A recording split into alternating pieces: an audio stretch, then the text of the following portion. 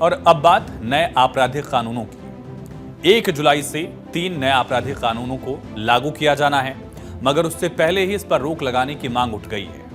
नए आपराधिक कानून लागू होने से 3 दिन पहले मामला सुप्रीम कोर्ट पहुंच गया है। 1 जुलाई से ये लागू हो जाएगा, लेकिन सुप्रीम कोर्ट में से लेकर एक जनहित याचिका यानी कि PIL दायर की गई है। जनहित याचिका में तीनों कानूनों के लागू करने पर रोक लगाने की मांग की गई है। इस याचिका में क्या क्या मांग उठाई गई है, ये भी दरअसल समझिए। दरअसल इस याचिका में मांग ये है कि तीनों आपराधिक कानूनों को लागू करने से पहले एक एक्सपर्ट कमेटी का गठन किया जाए। इस कमेटी के जरिए पहले तीनों नए कानूनों का विस्तृत अध्ययन कराया जाए। याचिका में यह भी मांग की गई कि जब तक कानूनों का अध्ययन न हो तब तक के लिए तीनों कानूनों के क्रियान्वयन यानी लागू करने पर स्टे लगा दिया जाए। ये याचिका में अलग अलग मांग की गई है। और यहां बताना जरूरी है कि 1 जुलाई से देश में तीनों नए आपराधिक कानून लागू होने हैं। उससे ठीक 3 दिन पहले अंजलि पटेल और छाया मिश्रा ने सुप्रीम कोर्ट में जनहित याचिका दायर कर ये मांग कर दी है। कांग्रेस भी कुछ ऐसा ही मांग करती लगातार आई है।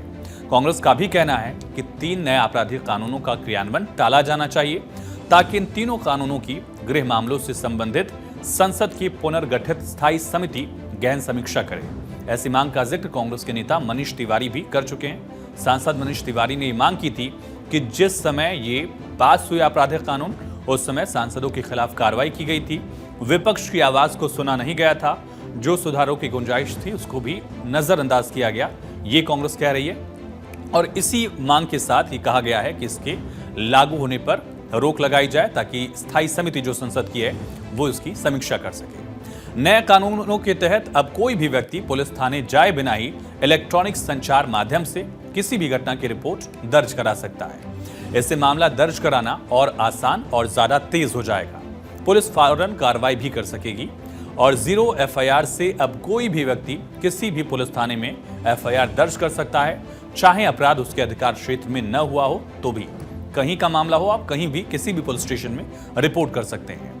इससे कानूनी कार्रवाई शुरू होने में देरी जो होती है वो खत्म होगी और अपराध की शिकायत तुरंत दर्ज की जा सकेगी। नए कानूनों के तहत पीड़ितों को FIR की कॉपी दी जाएगी, जिससे लीगल प्रोसेस में उनकी भागीदारी तय हो सकेगी, जागरूकता भी आएगी। नए कानून में जुड़ा एक दिलचस्प पहलू ये भी है कि गिरफ्तारी की सूरत में व्यक्ति को अपनी पसंद के किसी व्यक्ति को अपनी स्थिति के बारे में सूचित करने का अधिकार दिया गया है। इससे गिरफ्तार व्यक्ति को फौरन मदद मिल पाएगी। अगर किसी को गिरफ्तार किया गया है तो उसको यह अधिकार होगा कि वो किसी अपने को इसकी जानकारी दे सकेगा।